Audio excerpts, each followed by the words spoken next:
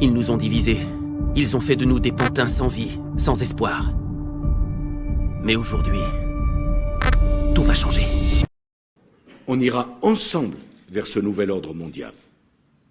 Et personne, je dis bien, personne ne pourra s'y opposer.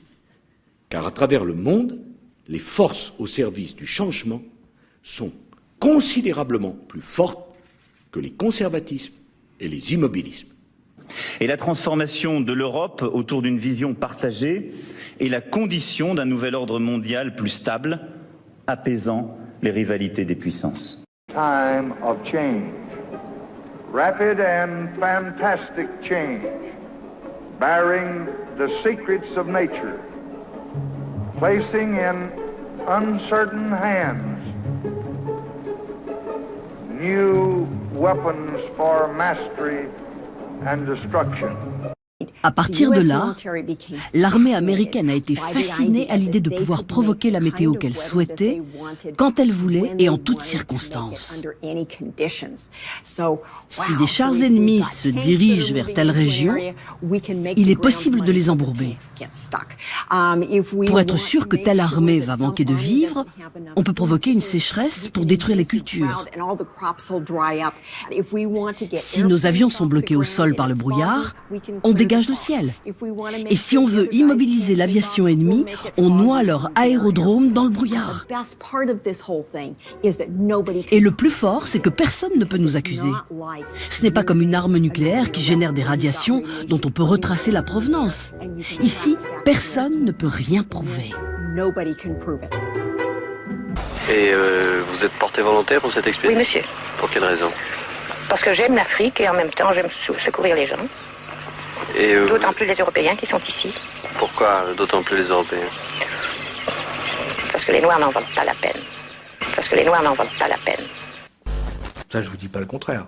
À partir du moment, par exemple, où vous récupérez des minerais qui vont être traités ensuite en France, à partir du moment où vous extrayez du pétrole et que c'est du bon, enfin, à partir du moment où vous avez des activités qui sont des activités qui vont apporter à l'économie française un développement, ben, évidemment, c'est une bonne justification quand même. Hein. Alors vous me direz oui, mais peut-être que la partie amont a peut-être été très morale. C'est vrai, mais les autres font pareil. Alors vous me direz, c'est pas une excuse. Hein, ça c'est vrai. Mais le monde n'est pas un monde angélique. Hein. On sait très bien que la carte du monde qu'il y a aujourd'hui dans toutes les écoles est fausse. C'est la projection de Mercator. Et je propose de regarder tout de suite. La voilà, on l'a. Elle est fausse, cette carte. C'est la carte de Peters, le monde dans lequel on vit. La carte de Peters, elle déforme aussi parce qu'elle allonge les continents. Mais c'est très simple. Vous avez un globe. La Terre, c'est un globe. Comment voulez-vous représenter un globe de façon plate? Donc, vous êtes obligé de faire des choix. Et l'histoire de la cartographie, c'est une histoire encore, en Europe en tout cas, qui est européocentrée. Nous avons choisi les cartes qui nous arrangeaient. Si vous allez en Australie... La projection de Peters qu'on voit là, elle arrange qui? Celle qu'on voit actuellement? Elle est plus exacte au niveau des superficies. C'est-à-dire qu'elle rend exactement les superficies. L'Afrique, c'est presque le quart des terres émergées. On oublie ça, le quart des terres émergées. Là, on le voit, sur cette carte-là, on ne le voit pas sur l'autre. Donc pendant très longtemps, on a eu une vision qui était une vision qui ne nous posait pas de problème, parce que de toute façon, l'histoire du monde, elle s'est passée surtout au nord. Donc en fait, finalement, c'était là, c'était autour de l'Atlantique, la mondialisation. Ces cartes ne sont pas étonnantes. Oui. En tout cas, voilà. Et pourquoi elles ne sont pas étonnantes? Parce qu'elles reflètent vraiment l'organisation géopolitique et économique du monde, donc elles sont très logiques en fait. En tout cas, on en a appris de belles ce soir, parce que moi je ne savais pas que tout ça était flippant. Hein, voilà. Merci. Quand vous êtes à l'école et que vous regardez la carte du monde, la manière dont la carte du monde est faite dit déjà quelque chose sur l'histoire et sur la manière dont on pense les cultures. L'Europe est toujours quand même assez au centre, et même cette construction nord-sud impose d'une certaine manière une hiérarchie. Si par exemple on mettait l'Afrique au centre d'une carte et qu'on la regarderait, on verrait les choses tout à fait autrement, parce que la manière dont le monde se dessinerait sous nos yeux nous ferait penser autrement. Les cartes géographiques sont des cartes mentales au sens où quand on voit les frontières, on pense que ce sont aussi des frontières à propos des populations et de la culture. Et que, bah tiens, là, dans cet hexagone est contenue la culture française. Là, dans l'Italie, serait contenue la culture italienne. Là, c'est la culture africaine. Or, avec cela, on oublie qu'il y a eu des échanges depuis très très longtemps entre les peuples, on pourrait dire, et entre les mondes. Donc il faut se défaire des cartes géographiques qu'on nous apprend à l'école. Ce sont des mensonges. Ce sont des mensonges.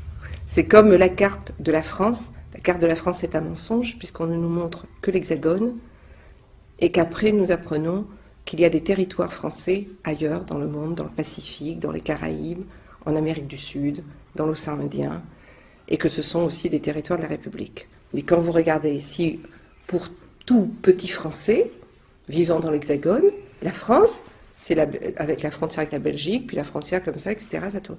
Alors parfois il y a la Corse, mais il n'y a jamais la Guadeloupe, la Martinique, la Guyane, Wallis-et-Futuna, Tahiti, la Nouvelle-Calédonie, Mayotte, la Réunion. Ça lui changerait la manière dont il pense même habiter, comment il est, et qu'est-ce que c'est que l'histoire de la France. Parce que quand il voit ça, l'histoire de la France, eh bien elle est contenue là, dans cet espace. Alors que si on lui montre tout ça, il va se dire, ah oui, mais alors, qu'est-ce qui s'est passé en Martinique au même moment? Au moment où on lui apprend des choses. Alors on lui dit, oui, alors les rois de France, blablabla, bla, bla, bla, etc. Il dit, oui, mais alors qu'est-ce qui s'est passé là-bas? Il peut poser la question. Et tout d'un coup, ah, l'esclavage? Ah bon, donc voilà. Et on voit les liaisons. Alors que si vous découpez ces cartes, bon, ben il y a l'histoire là, qui, comme si elle n'était pas liée à l'histoire là-bas. Or, elle est liée. Elle est toujours liée. Et c'est ça qui est... Donc c'est pour ça, pour moi, histoire, géographie, culture, c'est lié. Et la manière dont on a dessiné le monde et dont on dessine les cartes a une influence sur la manière dont on pense les choses. Quand on interroge des gens qui vivent dans d'autres parties du monde, eh bien, ils n'ont pas du tout la même manière de voir le monde qu'un petit Français. Notre père a raconté, c'est qu'il travaillait dans les champs et ils étaient payés en pommes de terre. Et donc une fois que la distribution de pommes de terre était faite à tous les ouvriers, eux, les indigènes, devaient se partager les pommes de terre les plus pourries. Les belles pommes de terre, elles étaient à vendre pour le colon, et les pommes de terre abîmées, ils les partageaient en deux, la moitié pour les ouvriers et l'autre moitié pour les cochons. Nous allons devoir inciter les Français à travailler plus longtemps. C'est pourquoi j'ai décidé qu'en novembre prochain, nous sortirons de l'état de droit. Mais avant cela, de l'état d'urgence, pardonnez-moi. Le temps du système universel est venu, celui des régimes spéciaux s'achève. Le patronat a applaudi les annonces du Premier ministre. Le président du MEDEF a salué, je cite, le bon équilibre de ses propositions. Symbole de richesse, le restaurant Le Fouquet's a été en grande partie incendié après avoir été mis à sac. En pleine rue, c'est un face-à-face violent, alors que le coup d'envoi de la manifestation n'a pas encore été donné. De tout temps, les barons ont cultivé une certaine proximité avec le monde politique. De Georges Pompidou, directeur de la banque, puis chef de l'État, à Emmanuel Macron, jeune associé gérant, les Rothschild se sont imposés comme une institution de la Ve République. On observe avec un grand sourire qu'il a certains de ses anciens collaborateurs qui sont l'un chez François Hollande et l'autre chez Nicolas Sarkozy. Là, je trouve que le mélange des genres devient... Dangereux ? Oui, dangereux. On n'a pas du tout la garantie que ces passes sanitaires vont être efficaces. Il y aura des contrôles. Et c'est à la police de faire ces contrôles. Dans le premier confinement, j'étais ministre de l'Intérieur, nous avons fait 22,5 millions de contrôles sur les Français. Mais les policiers eux-mêmes qui n'ont pas à être vaccinés, alors qu'ils vont venir taper sur les doigts des restaurateurs qui, eux, devront appliquer le pass sanitaire. Mais les policiers, nous aurons fait en sorte qu'ils soient dans les premiers publics prioritaires pour se faire vacciner, et un grand nombre d'entre eux est vacciné. Par contre, la décision n'est pas d'imposer à tout le monde la vaccination obligatoire. Vos infractions répétées au code de moralité du langage m'ont contraint à prévenir les services de police de San Angeles. Veuillez s'il vous plaît rester où vous êtes pour recevoir votre blâme. La police municipale de Lunel vous demande de porter votre masque pour vous protéger et protéger les autres sous peine de verbalisation. Merci. La famille Fromager habite cette modeste maison de banlieue parisienne. Il y a le père, Marc, la mère, Christine, et leurs 6 filles, Sixtine, Jeanne, Domiti, Marion et les 2 aînés. Dimanche, pour la première fois, ils manifesteront tous ensemble contre le mariage gay. Pour nous, cette manifestation, elle est vraiment importante et c'est pour ça qu'on y va tous en famille, donc avec tous les enfants. Bon, d'abord, c'est une manifestation pour le mariage, pour la famille. Aujourd'hui, on se plaint toujours de ne pas avoir de repères. Si on détruit même ce repère-là, sur lequel est fondée toute notre culture, toute notre civilisation, je ne sais pas où on va, quoi. Marc veut défendre le droit des enfants d'avoir un papa et une maman. Et ce week-end, il ne sera pas seul. Son beau-frère, qui habite à Toulon, le rejoint avec sa femme et ses 4 enfants. Donc là, on va mettre les parents. Au total, ils seront 14 à dormir sur place. C'est la chambre d'une de mes filles. C'est un lit double déjà, donc ça c'est pratique. Toute une organisation pour le couchage, mais aussi pour la douche. Il va falloir attendre son tour pour la salle de bain. Donc elle n'est pas très grande, mais on arrive à s'organiser. Il n'y en a qu'une pour nous 8, donc il y en aura une pour nous 14. 2 nuits qui risquent d'être hautes en couleur. Mais peu importe les sacrifices, pour la manifestation dimanche à Paris, Marc sera heureux d'avoir pu rassembler toute sa tribu. Jesse Ventura se trouve devant l'enceinte de ce qui pourrait être l'arme la plus dévastatrice de l'histoire.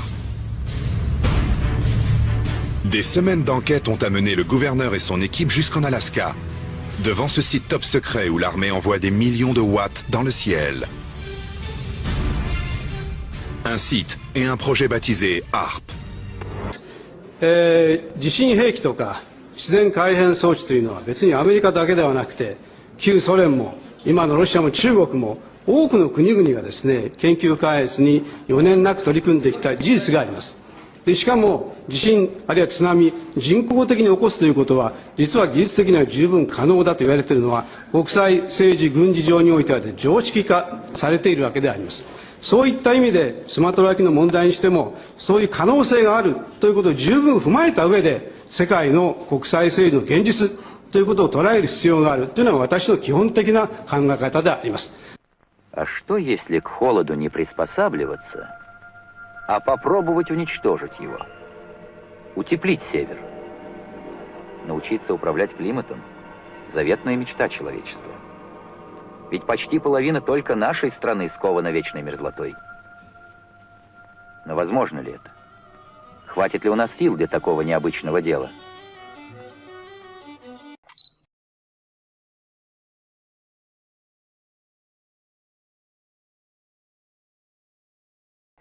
Tesla s'est décrit non comme un inventeur, mais comme un découvreur. Mais avec la découverte vient la responsabilité. Tesla le savait quand il a développé la technologie HARP, et plusieurs pensent que sa crainte de ce qui pourrait se produire si HARP tombait entre de mauvaises mains l'a motivé à camoufler sa découverte. Tout à fait, ils ne veulent pas seulement perturber le climat, ils sont capables d'abattre des avions comme un rien, d'éteindre des satellites et de les rendre inutilisables. Voilà l'ampleur de la menace. Ça permet de faire la guerre sans que personne ne le sache. Notre pays n'en est pas à sa première guerre secrète, mais avec une telle technologie, on passe à un niveau supérieur. Black road in Russia, suddenly alive with a mysterious flash of light that turns night air into day. Look at that. The dazzling sight caught on dashboard camera and seen for miles. So far, scientists have no clear explanation as to what caused the flash.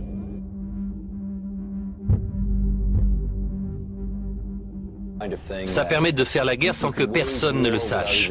Et le plus fort, c'est que personne ne peut nous accuser. Je suis stupéfait à quel point on ne comprend pas notre pays, tous ces gens-là qui nous détestent.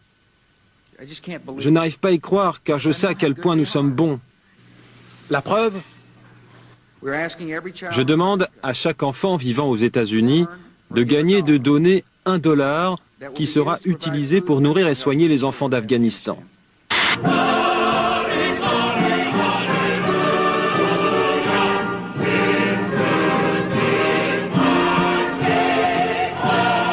Si vous avez entendu parler de la crise des subprimes, eh bien vous n'avez encore rien vu. Ce que je vais vous raconter maintenant est incroyable et représente sûrement la plus grosse escroquerie jamais réalisée sur le dos des Américains. Les banques ont fabriqué de faux documents pour expulser des millions d'Américains de leur maison. Depuis la crise des subprimes, il y a 4 ans, 9 millions d'Américains ont perdu leur maison. L'Amérique découvre aujourd'hui avec stupéfaction que ces expulsions auraient été réalisées grâce à une gigantesque escroquerie des banques. Avec les années, les Rothschild ont appris à rester vigilants, car David va chercher ses recrues, dans les couloirs des ministères. Ancien conseiller de Pierre Bérégovoy, Jean-Charles Naouri. Ancienne plume de Laurent Fabius, Lionel Zinsou. Nicolas Bazire, ancien inspecteur des finances, éminence grise d'Édouard Balladur et ami intime de Nicolas Sarkozy. François Pérol, directeur de cabinet de Nicolas Sarkozy à Bercy. Et Emmanuel Macron, lui aussi inspecteur des finances, aujourd'hui candidat à l'élection présidentielle. Une dernière recrue, cooptée par celui qui, dans ce petit milieu, fait figure d'entremetteur. Alain Minc murmure à l'oreille des grands patrons et des politiques. Ami de David de Rothschild, il a souvent joué le rôle de DRH officieux pour la banque. En Floride, des tribunaux spéciaux ont été ouverts pour traiter l'ensemble des dossiers d'expulsion. Ici, des juges à la retraite exproprient une famille toutes les 2 minutes. US Bank contre Gwen, des objections. JP Morgan contre Piranian, des objections. Parmi les expropriés, Clifford qui est venu se défendre seul face au juge et l'avocat de la banque. Une audience qui lui permet seulement d'obtenir un sursis avant la saisie de sa maison. Les banques sont trop puissantes pour être condamnées et attaquées. Surtout par de simples citoyens comme moi. On n'a aucun pouvoir. Et pourtant, il y a tellement de fraudes commises. Parce qu'il faut appeler ça comme ça.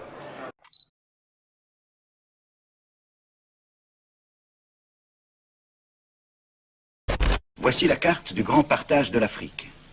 En 1914, seuls 2 pays avaient échappé à la mainmise européenne. Le Libéria à l'ouest et l'Éthiopie à l'est. L'Angleterre s'était taillé la part du lion, l'Égypte et le Soudan au nord, l'immense richesse de l'Afrique du sud, des colonies de valeur comme la Rhodésie et le Kenya, et des territoires fortement peuplés comme le Nigeria et la Côte de l'Or. La France occupait l'Algérie depuis 1830. À présent, après de nouvelles guerres de conquête, elle ajoutait d'autres colonies à son empire au sud du Sahara, y compris l'île de Madagascar. Le petit Portugal se taillait à 2 vastes colonies, l'Angola et le Mozambique, tandis que l'Allemagne impériale s'empara du Cameroun et du sud-ouest africain et sur la côte orientale du Tanganyika. Le vaste bassin du Congo tomba entre les mains du roi Léopold de Belgique. L'Italie et l'Espagne complétaient le reste. La face du continent se trouvait intégralement modifiée. C'est moins qu'on puisse dire. Sur le moment, on ne se pose pas de questions, puis après, en y repensant, on se dit quand même, est-ce que c'était bien ou mal? Et puis on se dit, bon, quand même, c'était pour la France, comme on dit. Facebook annonce la suppression de plusieurs centaines de comptes liés à une société israélienne qui diffusait de fausses nouvelles sur le continent africain, une manière d'accroître artificiellement l'audience de ces comptes et ensuite d'orienter le débat politique. Sébastien Duhamel. Comme le révèle le New York Times, la campagne de désinformation d'Archimedes Group a ciblé la dernière présidentielle nigériane. Mais les zones d'ombre sont nombreuses dans cette affaire, à commencer par les clients de la compagnie israélienne, ceux qui ont financé la manipulation.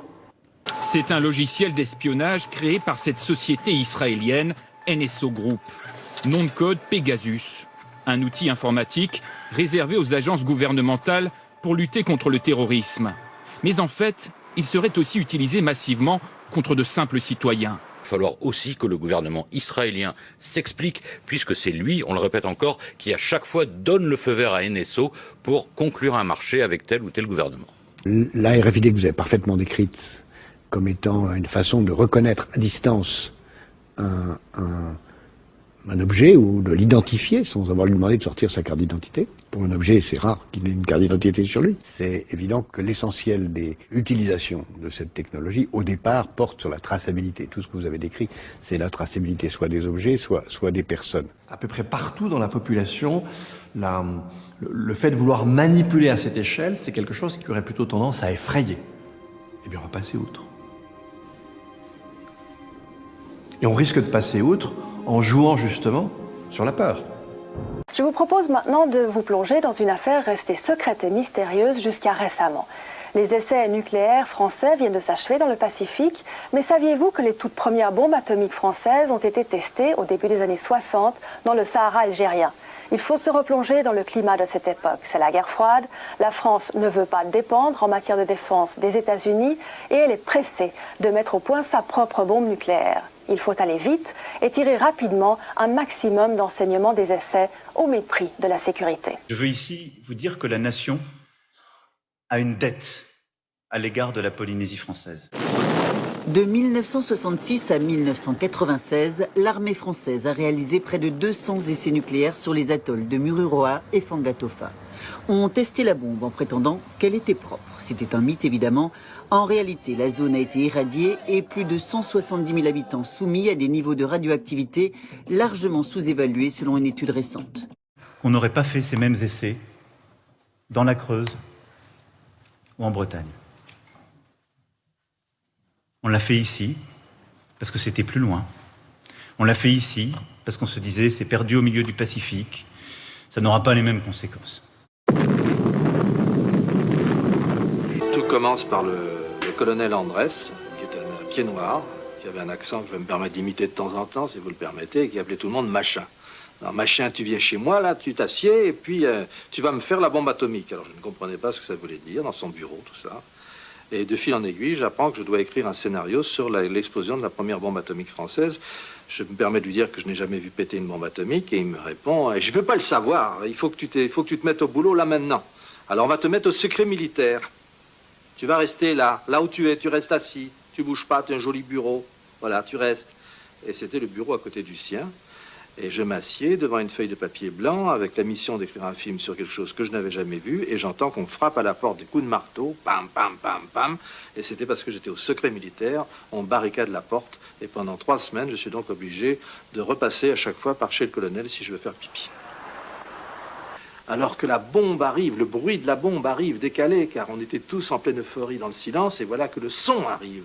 Badaboum, c'est les 4 cavaliers de l'Apocalypse qui roulent, qui décoiffent, qui renversent tout. Ça, on a un sentiment comme ça d'être pris dans une espèce d'orage incroyable. Ce son qui roule. Toutes les compagnies se trouvent là, assis par terre, le dos tourné à l'explosion. Et malgré le bras couvrait les yeux, et malgré tout, tout le monde a vu l'éclair à travers le bras ou par l'interstice. Et vous n'avez pas vous avez des lunettes, vous avez un masque? Non, pas de lunettes, sauf les quelques gradés qui étaient avec nous portaient des lunettes.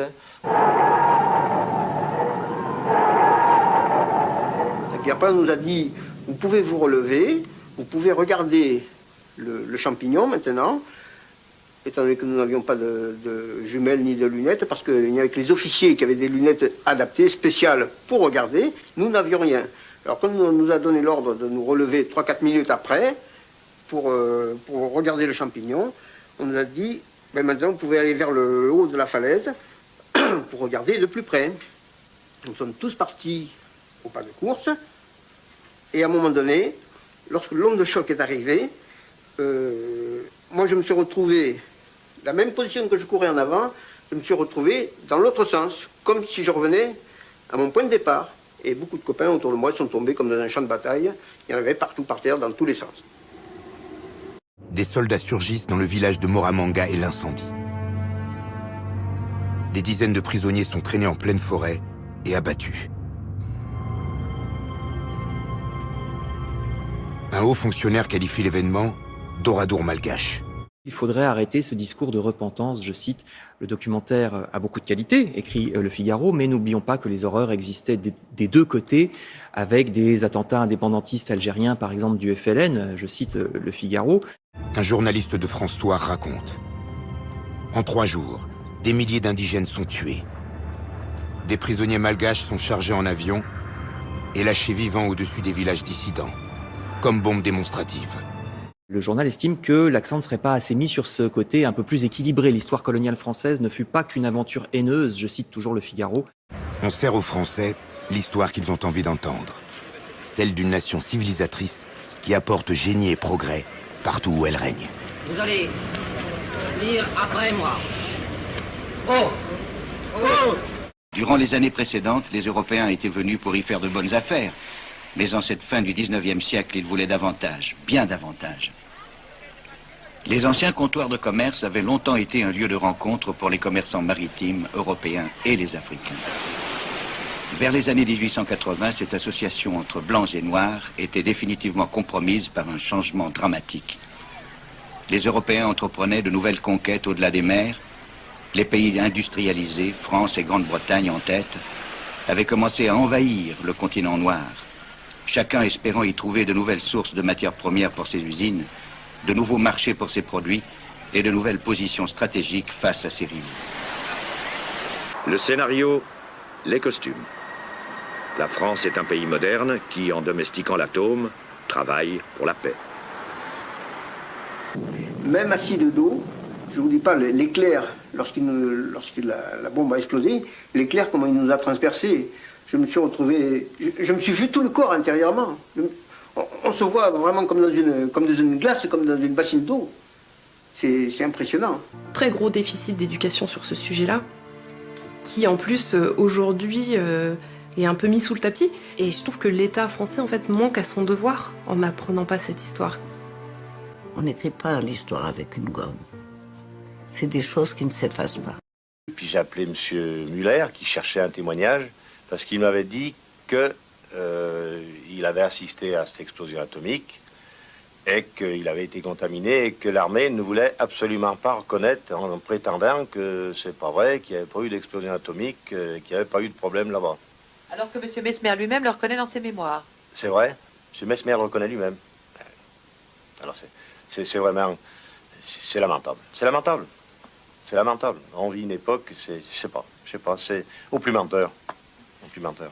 On en a pris plein les narines. Hein. C'est sûr que les pauvres pélos, hein, et ceux qui vivaient dans la nature derrière, ils ont dû dérouiller. Hein. Ils ont dû dérouiller. Au moment de l'explosion, ces gens-là étaient équipés. Hélas.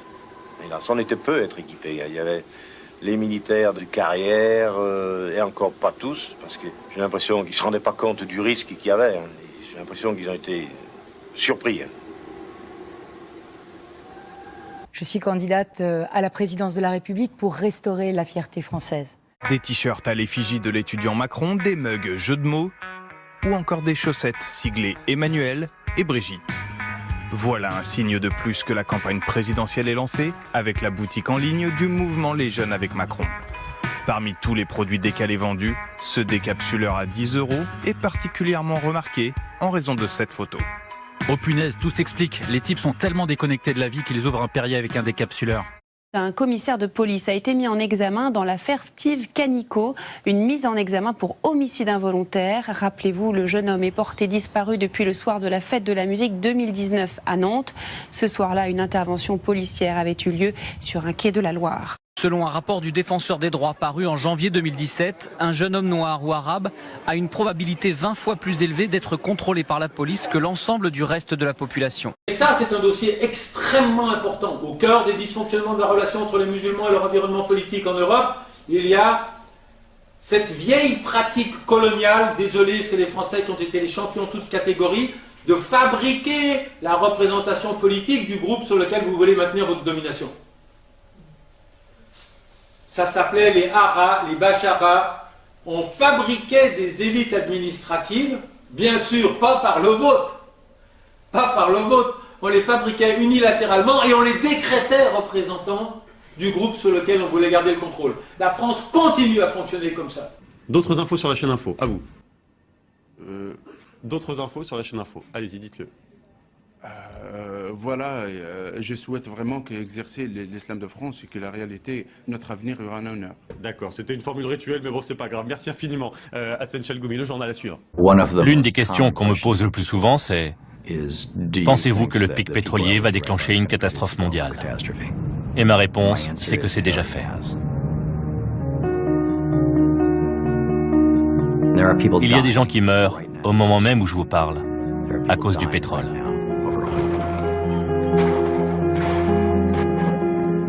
Des gouvernements sont manipulés, changés, renversés à cause du pétrole. Et il y a un petit groupe d'hommes immensément riches qui le deviennent de plus en plus grâce au pétrole. De plus en plus, l'homme sera en situation d'acheter des copies de lui-même, des organes artificiels, des machines qui lui permettront et de se soigner et de remplacer des parties de son corps. Et les fantasmes absolus de la science-fiction sont en train de se réaliser. Assumer une chose qui est très difficile à dire et à admettre sans un scandale, c'est que la France, comme toute nation aujourd'hui, c'est un hôtel. Hein? Un hôtel. Un hôtel qui doit bien traiter ses employés, mais qui doit aussi être accueillant pour tous ses clients. C'est un honneur pour moi de vous accueillir aujourd'hui au ministère des Affaires étrangères afin de lancer ensemble notre campagne mondiale pour l'abolition de la peine de mort. J'ai dit à mes interlocuteurs que quand on entend ça, et je suis conscient de la force de ce que je suis en train de dire, M. Bachar el-Assad ne mériterait pas d'être sur la terre. Notre campagne mondiale pour l'abolition de la peine de mort. Moi, j'avais le bureau politique de mon parti. Et Xavier Bertrand m'a dit, mais tu t'en vas. On parle des retraites, c'est important. Et je lui ai fait passer un papier en disant, pour moi, Israël, c'est plus important que les retraites. Il disait avoir été victime d'une agression antisémite en novembre dernier. L'enseignant de Marseille avait menti. Les expertises de la justice ont conclu à une automutilation. L'homme sera jugé en avril pour dénonciation mensongère. À l'époque, son témoignage, rappelez-vous, devant les caméras, avait suscité une vive émotion quelques jours après les attentats de Paris. On se demandait à quoi ça servait les frontières. Ben, on a trouvé. Regardez la catastrophe russe, la nucléaire. En Allemagne, c'était très grave. En France, c'était pas grave. C'est la frontière. Ah, ils se foutent bien de notre gueule, hein. Et puis après, on apprend qu'un attentat en Italie qui avait fait 80 morts avait tout simplement été préparé par les services secrets italiens. Je crois que la grande différence qu'il y a entre les oiseaux et les hommes politiques, c'est que de temps en temps, les oiseaux s'arrêtent de voler. C'est vraiment... C'est lamentable. C'est lamentable. C'est lamentable. On vit une époque, je sais pas, c'est au plus menteur. Au plus menteur.